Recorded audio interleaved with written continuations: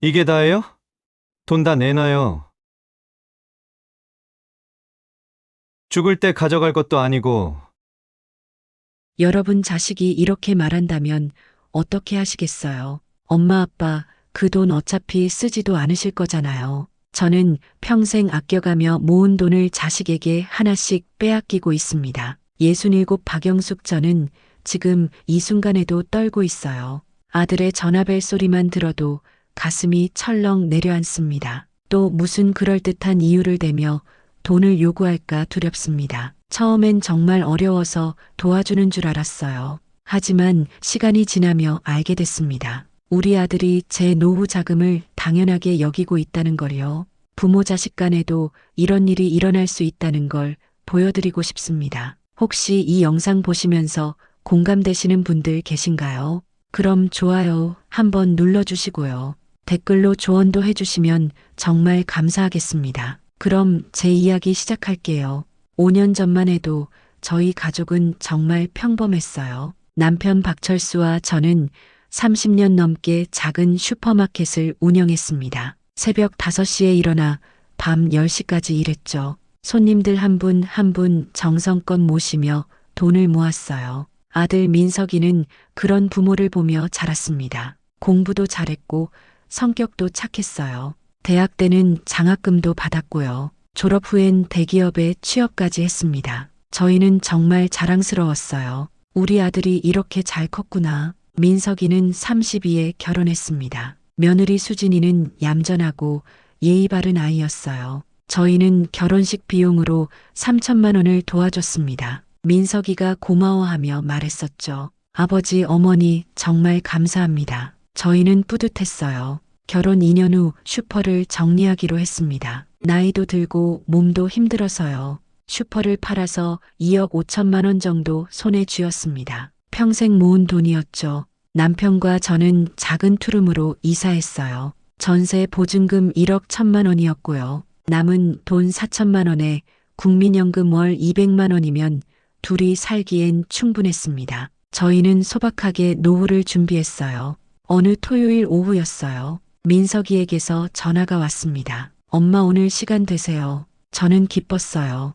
우리 아들이 보고 싶었나 보다. 그럼 당연하지 어디서 만날까? 민석이는 자기 집으로 오라고 했습니다. 저는 남편과 함께 민석이네 집으로 갔어요. 신혼집은 작은 투룸이었지만 깔끔했습니다. 수진이가 차를 내왔고요. 민석이는 계속 저희 컵에 물을 따라줬어요. 뭔가 부탁할 게 있나 싶었지만 기분은 나쁘지 않았습니다. 한참을 이런저런 얘기하다 민석이가 입을 열었어요. 부모님 사실 오늘 상의 드릴 게 있어서요. 남편이 편하게 말하라며 웃었습니다. 민석이는 수진이를 쳐다봤고요. 수진이가 말을 꺼냈습니다. 부모님, 저희가 전세 만기가 다가오는데요. 저는 고개를 끄덕였어요. 아, 벌써 2년이 됐구나. 수진이는 조심스럽게 말을 이었습니다. 집주인이 전세를 안 받고 월세로 바꾸겠대요. 남편이 놀라며 물었습니다. 그럼 이사를 가야겠네. 민석이가 빠르게 대답했어요. 네, 그래서 알아보는데 요즘 전세 물건이 없어요. 저는 걱정이 됐습니다. 그럼 어떡하려고? 민석이는 한숨을 쉬었어요. 겨우 하나 찾았는데 보증금이 3천만 원 더 필요해요. 저는 가슴이 철렁했습니다. 3천만 원이라는 게 작은 돈이 아니었거든요. 남편도 표정이 굳었어요. 민석이는 급히 말했습니다. 빌리는 거예요. 제가 꼭 갚을게요. 수진이도 거들었어요. 저희 지금 정말 급해요. 다음 달까지 나가야 하거든요. 저는 남편을 봤습니다. 남편도 저를 보며 난처한 표정을 지었어요. 하지만 민석이 눈엔 절박함이 가득했습니다. 아버지, 어머니, 정말 부탁드려요. 저는 마음이 약해졌어요. 우리 아들이 갈 곳이 없다는데. 남편이 먼저 입을 열었습니다. 알았다, 도와주마. 하지만 꼭 갚아야 한다. 민석이는 환하게 웃었어요. 감사합니다. 제가 꼭 갚을게요. 수진이도 고맙다며 인사했습니다. 그날 저희는 기분이 나쁘지 않았어요. 자식 돕는 게 부모돌이 아니겠어요. 집에 돌아와 남편과 이야기했습니다. 여보, 3천만 원이면 우리 노후 자금에서 좀 빠듯한데. 남편도 걱정스러운 표정이었지만요. 그래도 아들인데 뭐 어쩌겠어, 도와줘야지. 저도 고개를 끄덕였습니다. 일주일 후 저희는 3천만 원을 민석이 통장으로 보냈어요. 민석이는 고맙다는 전화를 했고요. 저희는 뿌듯했습니다. 하지만 그게 시작인 줄은 정말 몰랐어요. 통장 잔액이 1천만 원으로 줄었지만요. 괜찮다고 생각했습니다. 연금이 있으니까요. 1년이 지났습니다. 민석이는 가끔 안부 전화를 했지만요. 돈을 갚겠다는 얘기는 한 번도 없었어요. 저는 괜찮다고 생각했습니다. 바쁘고 형편이 어려울 수도 있지. 어느 목요일 저녁이었어요. 민석이에게서 전화가 왔습니다. 엄마 내일 점심 같이 드실래요? 저는 반가웠어요. 그래, 어디서 먹을까? 민석이는 집 근처 식당을 제안했고요.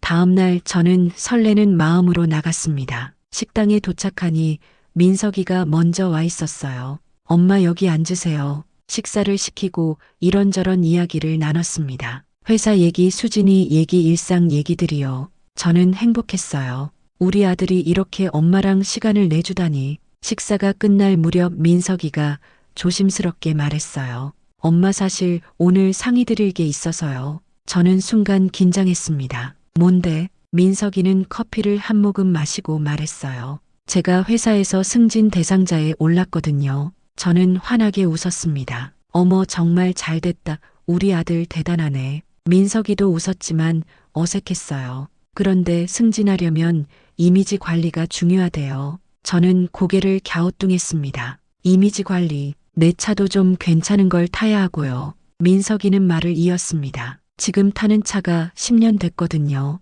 저는 알고 있었어요. 민석이 차가 오래된 건 맞았습니다. 그래서 어쩌려고. 민석이는 잠시 망설이다 말했어요. 차를 바꾸려는데 자금이 좀 부족해서요. 저는 가슴이 철렁했습니다. 또 돈 이야기구나. 얼마나 필요한데? 1,500만 원 정도면 될 것 같아요. 저는 눈을 크게 떴어요. 1,500만 원. 내 중고차로 알아보고 있어요. 저는 난처했습니다. 민석아, 엄마도 돈이 많지 않아. 민석이는 급히 말했습니다. 엄마, 이것도 빌리는 거예요.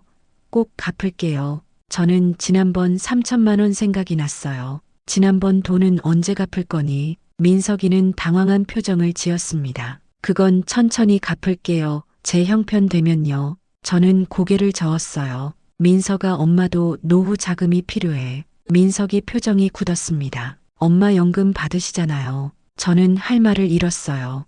연금만으론 부족하단다. 민석이는 한숨을 쉬었어요. 엄마, 저 정말 필요해요. 승진하면 제 월급도 올라요. 그럼 더 잘 갚을 수 있어요. 저는 마음이 흔들렸습니다. 그 말이 맞는 것 같기도 했거든요. 그래도 1,500만 원은 너무 큰 돈이야. 민석이는 제 손을 잡았어요. 엄마, 제발 도와주세요.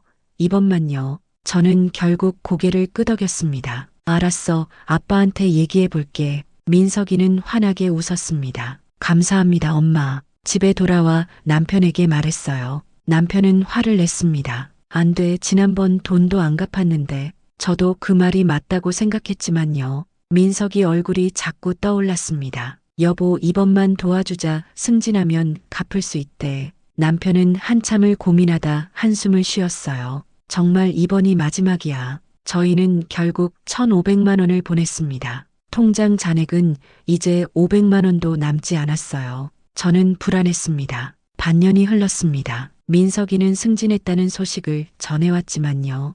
돈 갚겠다는 얘기는 없었어요. 저는 기다렸습니다. 언젠가 갚겠지. 어느 일요일 오후였어요. 민석이와 수진이가 우리 집에 찾아왔습니다. 오랜만이었죠. 저는 반가워서 음식을 준비했어요. 남편도 기분이 좋아 보였습니다. 거실에 앉아 이런저런 이야기를 나눴어요. 그러다 민석이가 말했습니다. 부모님, 저희 요즘 집 알아보고 있어요. 남편이 놀라며 물었습니다. 집 전세 얘기니? 민석이는 고개를 저었어요. 아니요. 아예 집을 사려고요. 저도 놀랐습니다. 어머, 집을 산다고. 수진이가 거들었어요. 전세보다 집을 사는 게 나을 것 같아서요. 저는 좋은 일이라고 생각했어요. 그래, 좋지. 그런데 돈은 어떻게 마련할 거니? 민석이는 잠시 뜸을 들이다 말했어요. 대출받고 저희 저축한 거 합치면 될 것 같은데요. 수진이가 말을 이었습니다. 그런데 계약금이 좀 부족해요. 저는 가슴이 철렁했습니다. 또 돈 이야기구나. 얼마나 부족한데. 민석이가 조심스럽게 말했습니다. 2천만 원 정도요. 남편이 벌떡 소리쳤어요. 2천만 원 그게 무슨 소리야. 민석이는 당황하지 않았어요. 아버지 집을 사는 건데요. 남편은 화가 난 목소리로 말했습니다. 내가 집 사는 건 좋은데 우리한테 왜 돈을 달라는 거니? 수진이가 끼어들었어요. 부모님이 도와주셔야죠. 저는 어이가 없었습니다. 수진 씨 우리도 형편이 있어요. 수진이는 담담하게 말했어요. 부모님은 연금도 나오시잖아요. 민석이가 거들었습니다. 맞아요. 저희는 지금 집이 없어요. 남편이 소리쳤어요. 그럼 우리가 준 돈은 뭐니? 민석이는 순간 표정이 굳었다가 말했습니다. 그건 빌린 거잖아요. 제가 물었어요. 그럼 언제 갚을 건데?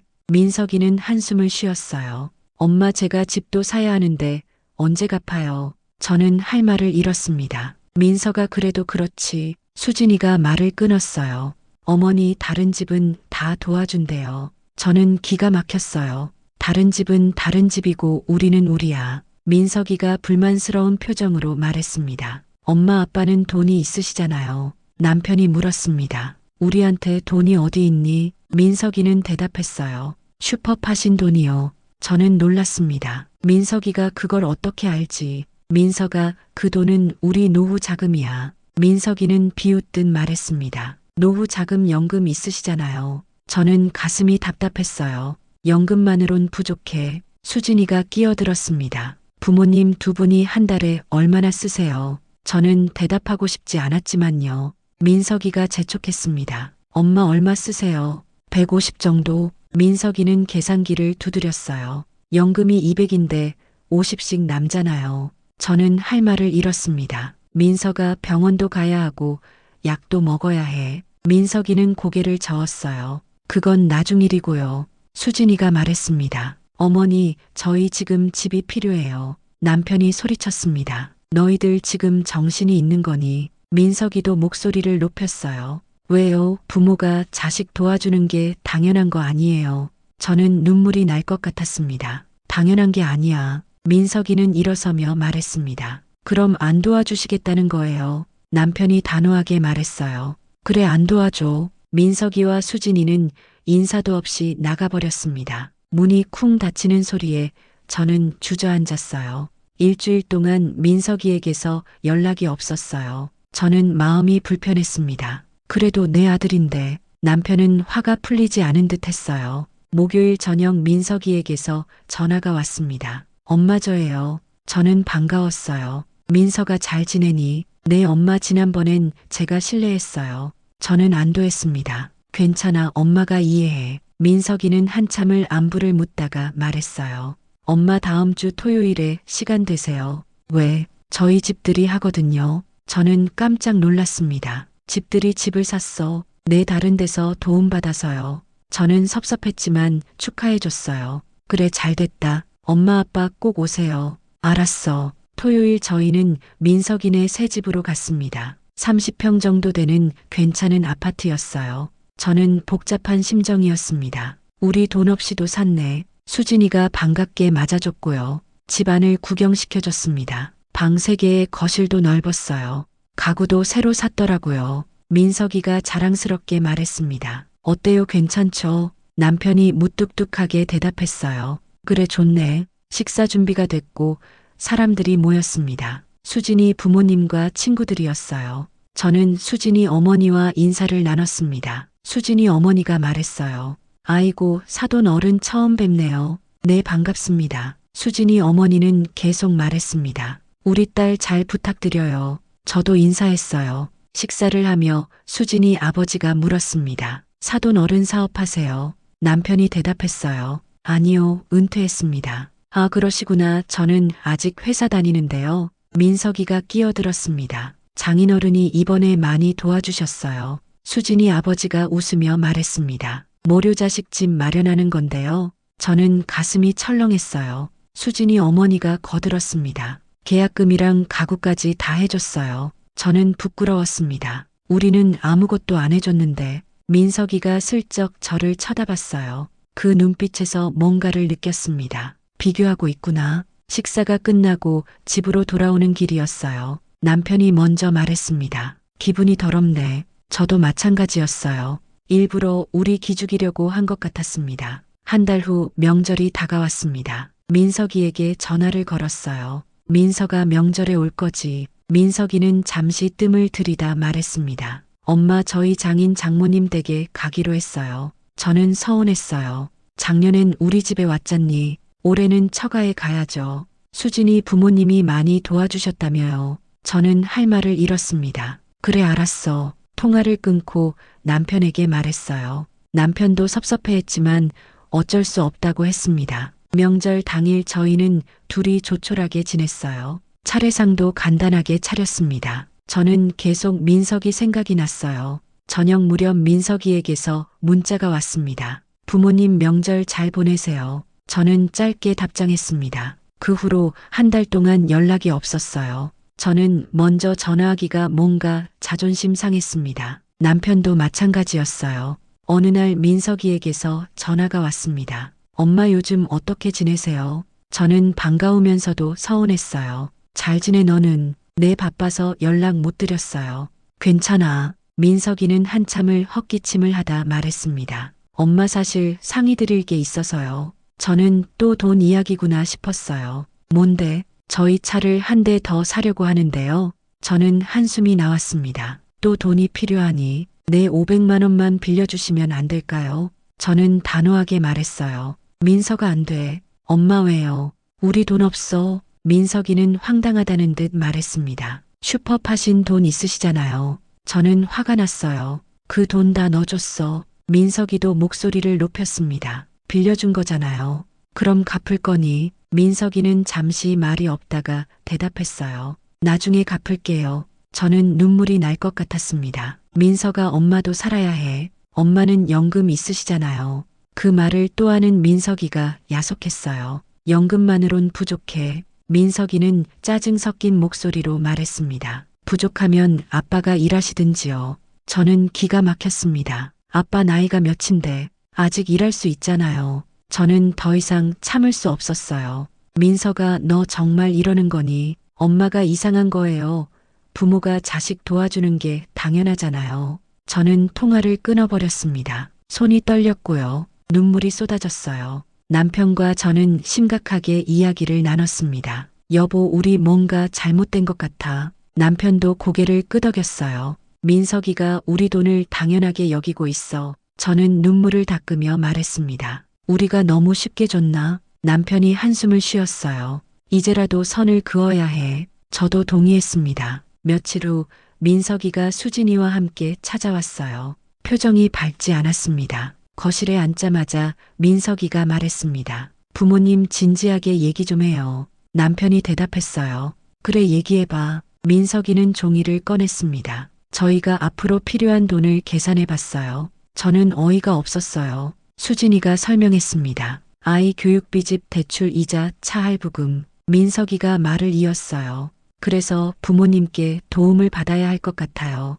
남편이 물었습니다. 얼마나? 민석이는 잠시 머뭇거리다 말했어요. 한 달에 100만 원 정도요. 저는 귀를 의심했습니다. 뭐라고? 수진이가 거들었어요. 저희 형편이 정말 어려워요. 저는 화가 났습니다. 우리 형편은 생각 안 하니? 민석이가 대답했어요. 엄마 아빠는 연금 있으시잖아요. 또 그 말이었습니다. 남편이 소리쳤어요. 연금만으론 안 된다니까. 민석이도 목소리를 높였습니다. 그럼 저희는 어떻게 살아요? 남편이 단호하게 말했어요. 내가 알아서 살아야지. 수진이가 끼어들었습니다. 아버님, 요즘 부모들은 다 도와줘요. 저는 참을 수 없었어요. 우리는 이미 충분히 도와줬어. 민석이가 비웃었습니다. 충분히요. 장인 장모님은 집까지 사주셨는데 저는 할 말을 잃었습니다. 남편이 일어서며 말했어요. 우리는 그렇게 못해. 이제 더 이상 도와줄 수 없어. 민석이도 일어섰습니다. 그럼 저희 관계도 끝이에요. 저는 가슴이 철렁했지만요. 남편이 대답했어요. 그렇게 하고 싶으면 해. 민석이와 수진이는 나가버렸습니다. 그 이후로 민석이는 연락을 끊었습니다. 전화도 문자도 없었어요. 저는 매일 핸드폰을 들여다봤지만요. 아무것도 오지 않았습니다. 남편은 담담해 보였지만요. 저는 알았어요. 남편도 힘들어하고 있다는 걸요. 한 달이 지났습니다. 저는 우울했어요. 밥맛도 없고 잠도 안 왔습니다. 남편이 걱정하며 말했습니다. 여보 병원 가볼까? 저는 고개를 저었어요. 괜찮아. 하지만 괜찮지 않았습니다. 어느 날 마트에서 우연히 수진이를 봤어요. 수진이도 저를 봤지만요. 모른 척하고 지나갔습니다. 저는 가슴이 찢어지는 것 같았어요. 집에 와서 한참을 울었습니다. 남편이 저를 안아주며 말했습니다. 여보, 우리가 잘못한 게 아니야. 저는 눈물을 닦으며 대답했어요. 알아, 근데 마음이 아파. 명절이 또 왔습니다. 작년처럼 둘이 지냈어요. TV를 보며 저는 생각했습니다. 다른 집들은 온 가족이 모였겠지. 저는 외로웠어요. 저녁 무렵 민석이에게 전화를 걸었습니다. 하지만 받지 않았어요. 문자를 보냈습니다. 민석아, 명절 잘 보내. 읽은 표시가 떴지만 답장은 없었습니다. 저는 핸드폰을 내려놓고 창밖을 봤어요. 반년이 더 지났습니다. 저는 조금씩 익숙해졌어요. 아들 없는 삶에요. 처음엔 힘들었지만요. 시간이 지나며 마음이 편해졌습니다. 남편과 저는 여행을 다녔습니다. 가까운 곳이었지만 즐거웠어요. 손을 잡고 걸으며 남편이 말했습니다. 여보, 우리 이렇게 사는 것도 나쁘지 않네. 저도 웃으며 대답했어요. 그러게. 어느 토요일 공원을 산책하고 있었어요.